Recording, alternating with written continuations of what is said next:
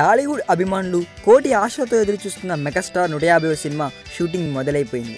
వీలైనంత వరకు కంటిన్యూస్గా ఈ సినిమా షూటింగ్ జరుగుతూనే ఉందండి. అయితే ఈ సినిమా కథ కోసం ఎన్ని చర్చలు, ఎన్నో రోజుల ఎదురుచూపులు జరిగాయో ప్రస్తుతం ఆ సినిమా కథానాయకు విషయంలో కూడా అలాగే సాగుతుందండి.